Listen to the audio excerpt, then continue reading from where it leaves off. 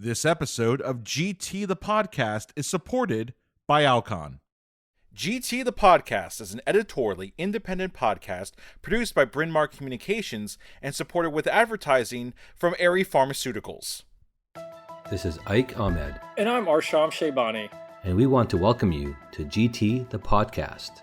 We're bringing this to you together with BMC and Glaucoma Today, to offer audible insights into current topics in glaucoma care. Presented by the authors of our latest, most read GT articles. Check it out.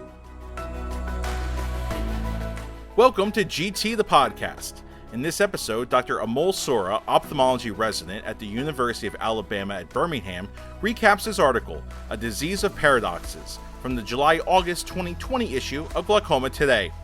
In this piece, Dr. Sura reflects on the ups and downs of addressing glaucoma and examines the challenges and emotions that are inherent to treating the disease. Here's Dr. Sura.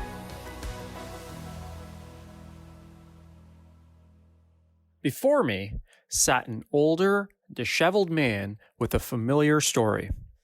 Recalcitrant glaucoma, barreling towards its inevitable conclusion, compounded by the patient's sporadic compliance and reluctance to accept further intervention. Defeated and upset, I rushed to wrap up our encounter.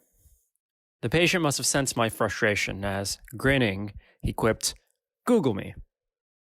Taken aback by such a peculiar request, I opened up my browser and searched the patient's name. The first result was a New York Times feature about him. The second was a lengthy, well-referenced Wikipedia article.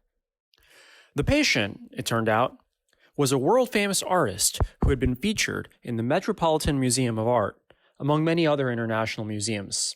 Instantly, he transformed from a disheveled, non-compliant man with severe glaucoma to a somebody. Inspiration made way to embarrassment. This gentleman caught me dead in my tracks, acquiescing to my biases. Classic glaucoma, I thought to myself. Glaucoma is a disease that elicits paradoxical feelings of inspiration, sadness, and curiosity on a minute-by-minute basis.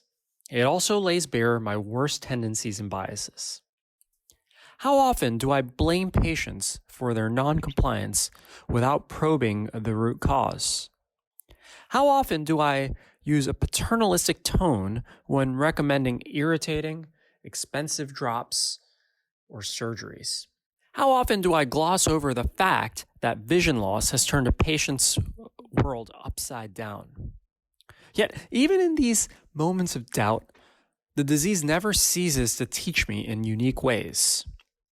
For me, classic glaucoma reads like a bad high school romance, a story of hope punctuated by stabbing prongs of sadness, and one that's ultimately taught me to be a better doctor.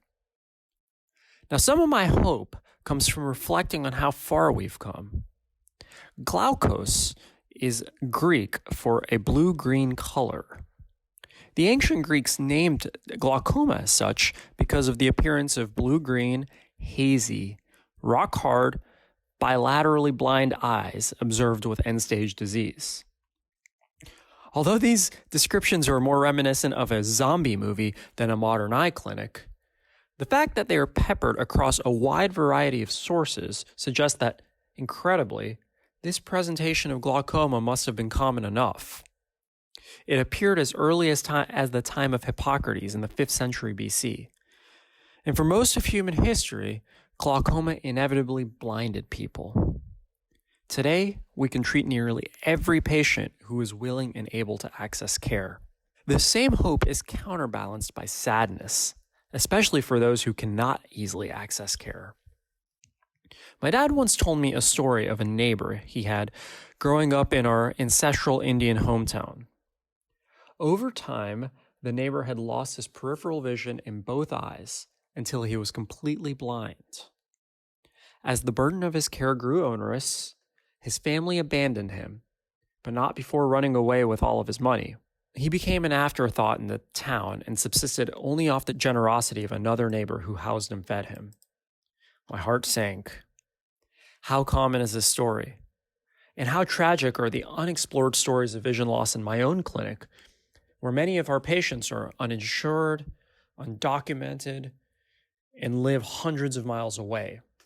The paradoxical challenges inherent to treating glaucoma follow me into clinic. Science classes and standardized tests have trained me to expect discrete answers to questions thrown my way. Glaucoma defies this training. Even in the face of patients' most basic questions about their disease, my answer is often some form of, I don't know. Do I have glaucoma? I don't know. We need more testing. Will I lose my vision? I don't know. It's less likely with treatment. Is my pressure normal? I don't know. Everyone's normal is different. What is glaucoma? I don't know that anyone fully knows.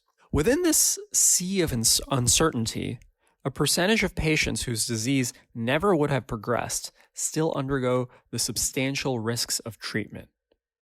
Dealing with this degree of ambiguity has been one of the most challenging lessons to internalize. Moreover, proper informed consent becomes time-consuming and difficult, often requiring multiple visits and a prerequisite level of rapport with family members.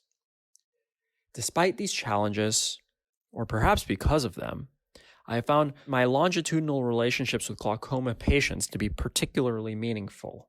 Not long after our encounter, I paid a visit to my patient's art showroom, a whimsical Dr. Seuss-like sculpture garden that explored racial injustice, incarceration, and mass shootings. Walking through the space, I would have never expected the macabre themes that hid within the exhibit, nor would I have guessed that the artist who created it was nearly blind. I reflected on the irony of the situation. His own story is not all that dissimilar from glaucoma's, a story of deep sadness and great hope, and one that has ultimately enriched both of our lives. Thank you for tuning into this episode of GT the Podcast. If you have any feedback or topic suggestions, find us on Instagram, LinkedIn, Facebook, or Twitter. And stay tuned for more hot topics in glaucoma care, coming up on GT the Podcast.